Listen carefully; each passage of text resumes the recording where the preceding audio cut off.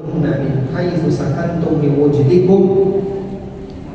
Berikanlah tempat tinggal untuk para istri kalian sesuai dengan tempat tinggal yang mampu kalian sediakan.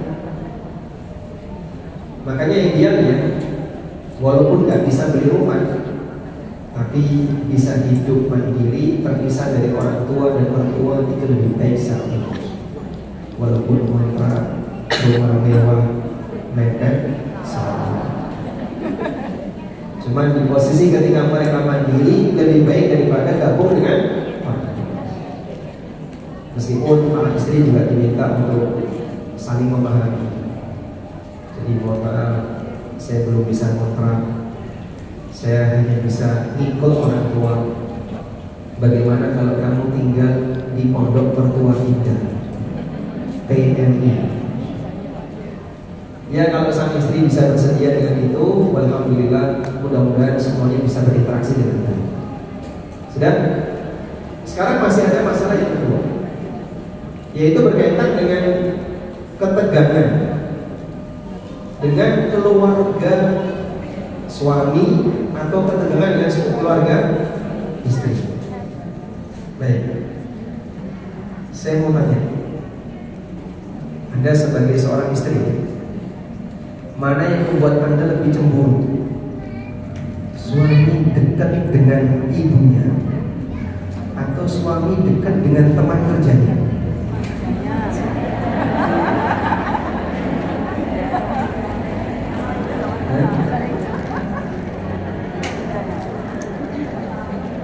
Gimana? Teman kerjanya laki atau perempuan?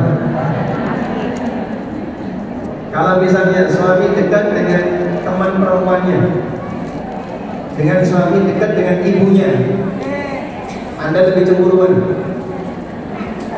Ya, dua-duanya lebih ketika suami dekat dengan teman perempuan. Alhamdulillah, ini fitrahnya masih ya. Ada nggak wanita istri yang cemburu ketika suaminya dekat dengan ibunya? Ada? Yang jawab nggak ada, mungkin bisa survei. Realitanya Mbak, ada banyak sekali para istri yang cemburu dengan ibu mertuanya. Jadi saat suaminya dekat sama ibu mertua, ini suami saya. Iya, memang ini suami kamu, tapi dia punya ibu dan dia punya hak untuk berbakti kepada ibu. Maka saat dia berbuat baik kepada ibunya, seharusnya kau dukung itu suami.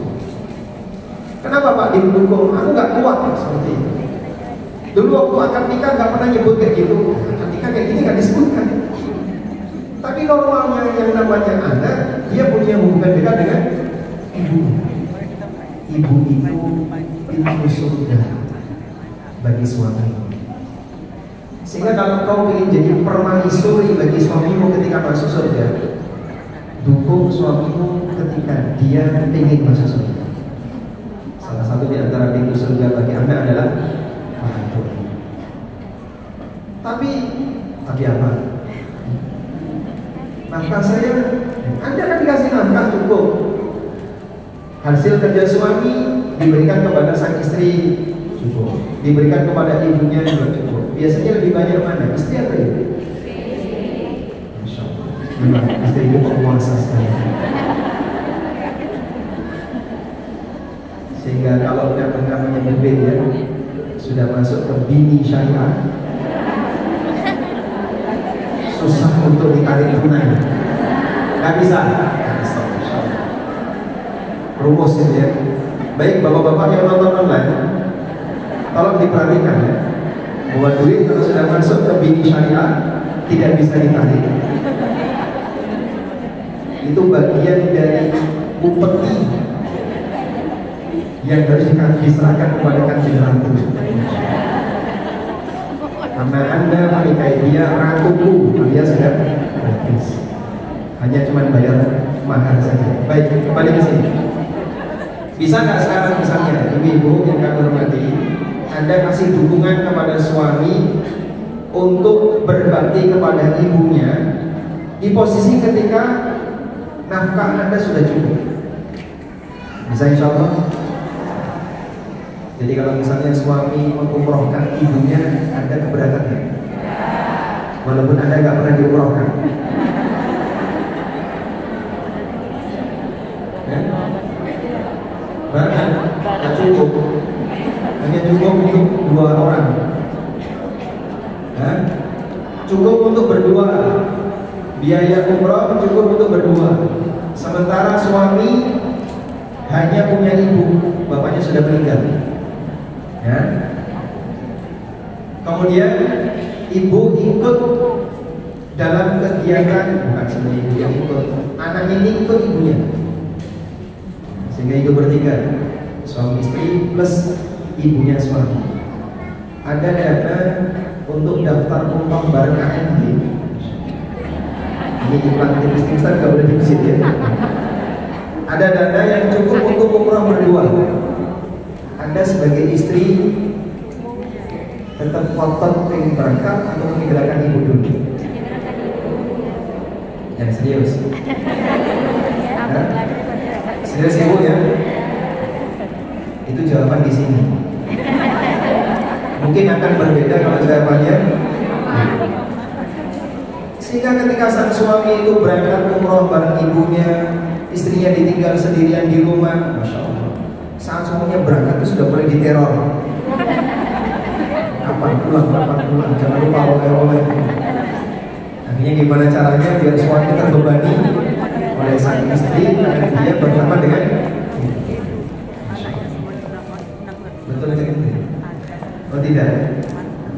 Tolong sekali lagi dukung suami Anda untuk berbakti kepada ibu, ya, karena mereka adalah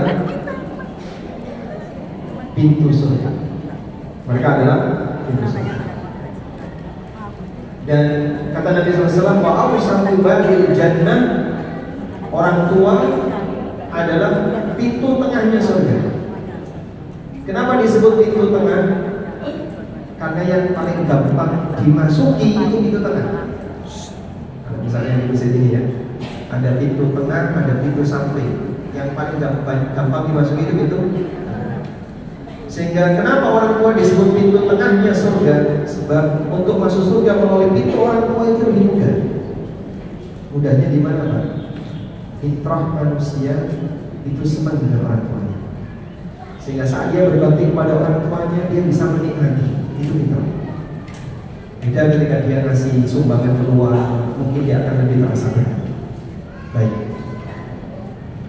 Suami Anda saat di luar tiba-tiba transfer senilai uang tertentu ke orang tua, dan buktinya belum dihapus. Sampai rumah ketahuan kok ada bukti transfer ke orang tua. Kira-kira ditanya atau diam saja? Ditanya atau diam saja? Kenapa transfer? Buat apa? Untuk apa? Apalagi pertanyaannya? Tadi bang abang transfer berapa? Sekian. Coba lihat saldonya berapa? Subhanallah. Neritel itu pertanyaan. Karena sang istri merasa belum bisa menerima secara maksimal. Anda kalau menerima secara maksimal, oh ya sudah, suami saya punya hak untuk ini. Yang penting hak saya tidak terkurangi. Maka di bagian ini saya mau menyampaikan satu kesimpulan. Sepanjang hak Anda tidak dikurangi, tolong jangan mempermasalahkan ketika suami Anda memberikan kepada orang tuanya atau kepada saudaranya. Bisa dipahami insyaallah? Sekarang kita berada. Masalah turunan berikutnya adalah berkaitan dengan gesekan bersama saudara ipar, bukan karena masalah mahraman, tapi gesekan karena ketegangan. Pak, adik ipar saya tidak senang sama saya, kakak ipar saya tidak senang sama saya. Terus gimana itu? Saya jadi tidak nyaman. Baik, dalam setiap hidup, tolong pastikan akan selalu ada orang yang tidak senang dengan Anda. Itu pasti. sehingga saya ada orang yang gak senang sama saya, sebagaimana Anda sendiri akan selalu ada orang yang gak senang dengan Anda. Saya punya sebagian jamaah yang dia gak senang sama saya, tapi ikut kajian saya. Bagi saya maksudnya tidak apa-apa.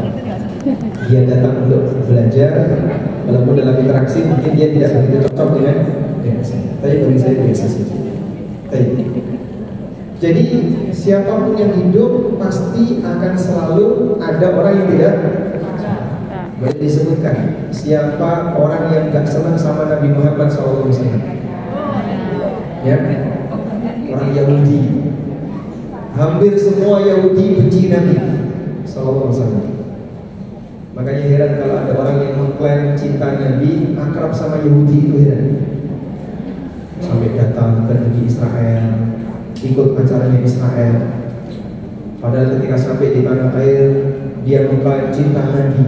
Yang kau jadikan teman akrabmu itu benci Nabi SAW.